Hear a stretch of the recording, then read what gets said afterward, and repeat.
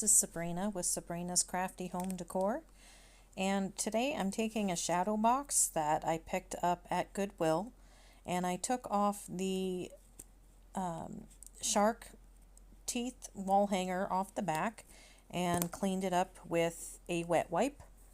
And now I'm taking the price tag off the front, just using my fingernails and a wet wipe.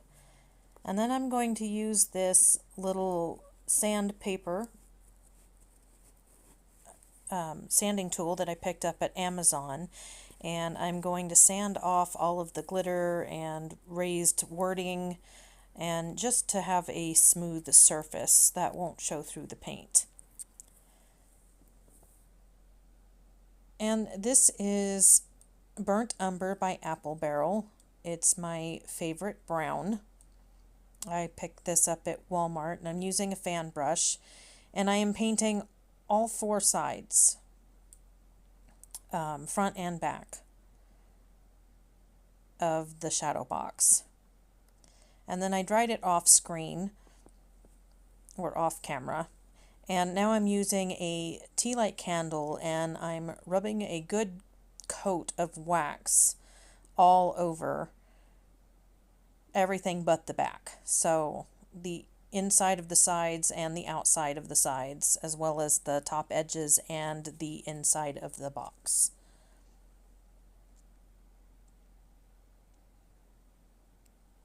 And now I will be using my fan brush and painting on, this is Waverly Plaster chalk paint. I also picked this up at Walmart. And I will be painting that over the wax everywhere except for the back. We won't be doing anything else to the back other than once the craft is complete, then I always go back through and do a touch-up coat on the back of my projects, just because I like a clean finished look. And please remember, if you like my videos, to please subscribe, then click the bell, and then click on all, so you will be notified when I post a new video.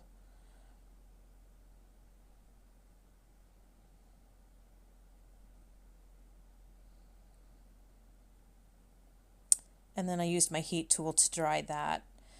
And once it's completely dry, then I take that little handheld sander and I'm sanding down or sanding off some of the top coat of paint to bring out that burnt umber underneath and give it a chipped paint look.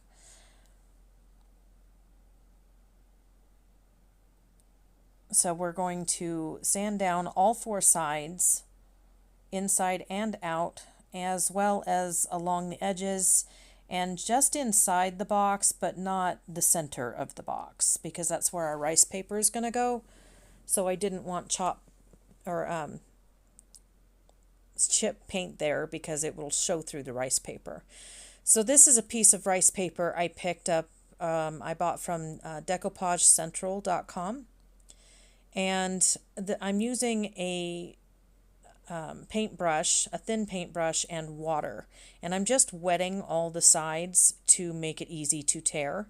Torn edges blend better into the background than a straight edge does.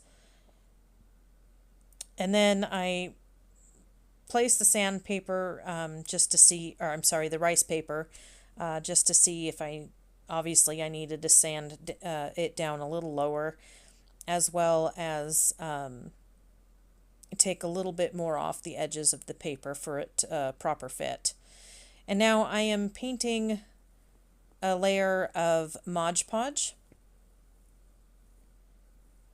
on the back where the rice paper is going to be glued.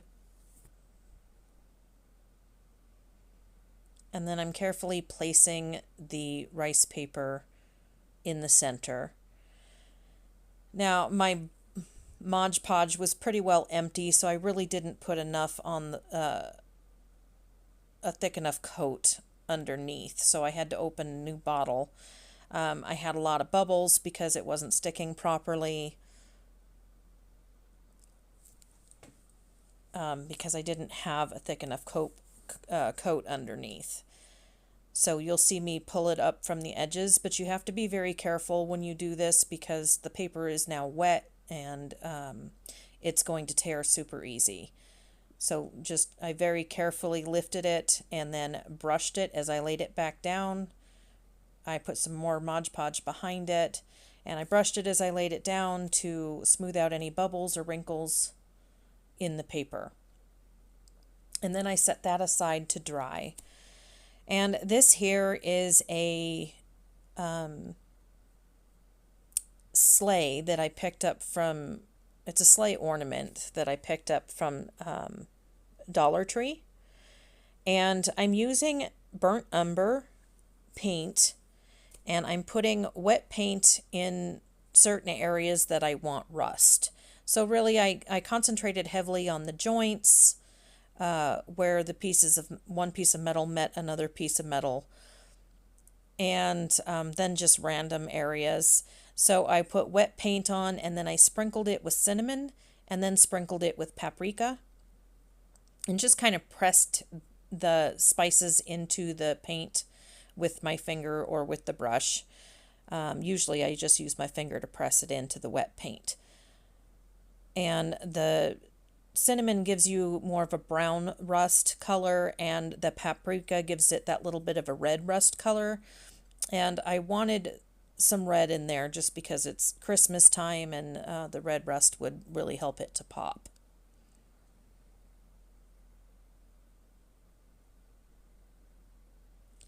Now you can put, and some people do, paint it with Mod Podge once the paint is dry. Blow off the excess and then paint Mod Podge over if you're worried that it's going to chip off. I did not have that worry, and the Mod Podge tends to change the color and turn it much darker, and I didn't want that darker look, so I chose to not seal it, but I'm pretty confident it's not going to chip off. This is a snowman that I picked up from Goodwill that I thought was really cute. And I'm just adding some Waverly Snow White paint to the edges of the hat, some on the scarf, and the tuft on the top of his hat for snow. And then these 3 hay bales I picked up at Hobby Lobby. And I'm also just dabbing some white paint, Snow White paint on there to make it look like it's been snowed on, as well as the little pine cone on the sleigh. And now I picked up this snow from Hobby Lobby and I am laying hot glue down, and then I am pouring a good bit of pile of snow on it, and then I press the snow into the hot glue with my hand and firmly. And then I tap the box to let any that didn't stick to the glue fall out and see if there's any bare spaces that I need to add more glue and more snow to.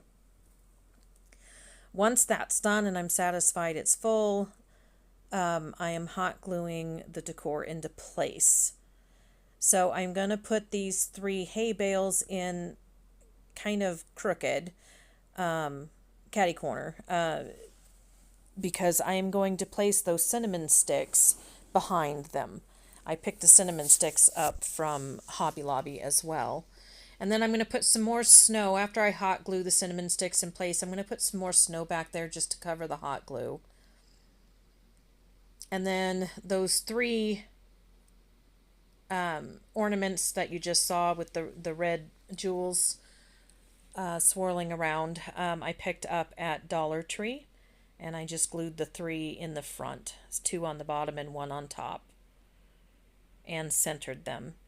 Now I'm going to paint some small pine cones. I have a bag of them. I don't remember if I got them from Amazon or if I picked them up at Goodwill. I really don't remember, but I picked 8 of them, and I'm just again using the Waverly Snow White and making them look, I'm dry brushing them to make them look like they've been snowed on. And then I glued them in various places just to fill in some blank spots.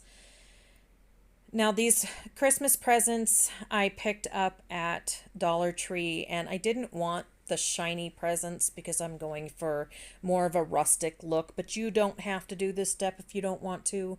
Um, I picked up this material, these swatches of material from Walmart in a pack, and I'm going to wrap them in the plaid material to give it a more rustic look.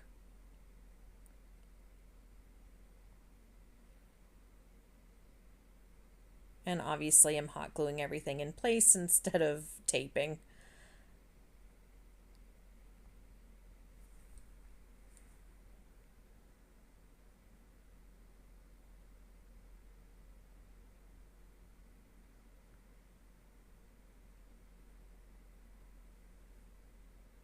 And also, instead of reusing the shiny ribbon that was on tied on it, I decided to go with jute twine, again for the more rustic look.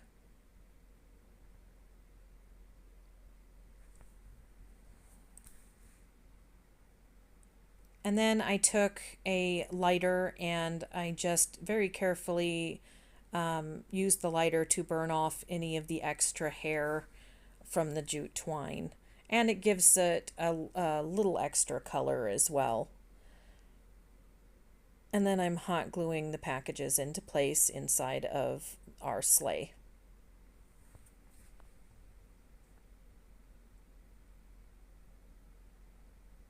And now I'm measuring to find the center of the top of the box, which I just marked with a one of my grandkids' color pencils, to glue down some greenery. And I picked this holly up at Hobby Lobby, I believe. And I decided not to use the leaves and just use the berries.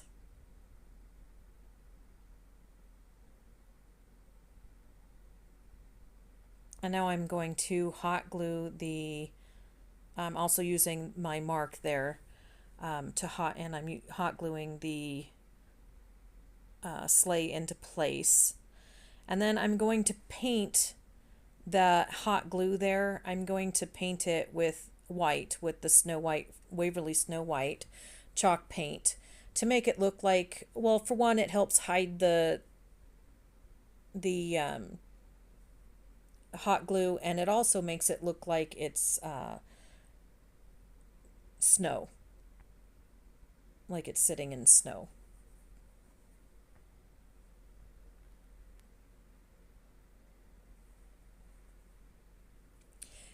And here's our finished craft. So obviously I was not happy with the greenery. I felt like it needed more. So I added more, and I added some more pine cones as well as some more berries to the center. And you can see the placement of the pine cones here. Those are the 8 that you saw me paint. And I just didn't think to turn the camera back on when I decided to add more greenery. But I just dabbed paint all over the berries to make them look snowed on.